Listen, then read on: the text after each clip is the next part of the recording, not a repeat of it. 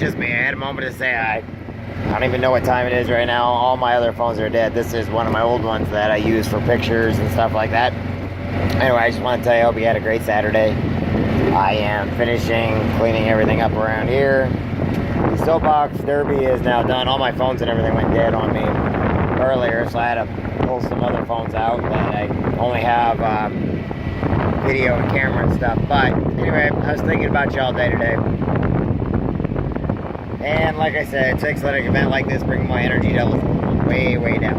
So anyway, I hope you had a great day. I was thinking about you all day. I don't know, it's just every time I think about it, I smile, and guess what? When I'm doing stuff like this, I smile about stuff I really like and care about. So, you're one of those people. Anyway, I just hope you're having a great day. I hope your Saturday is awesome. I hope the parade was awesome.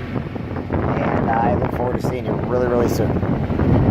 Like I said, even if I just gotta sneak up there and give you a flower, I'll do it. Just so I can see you. Anyway, I will talk with you later.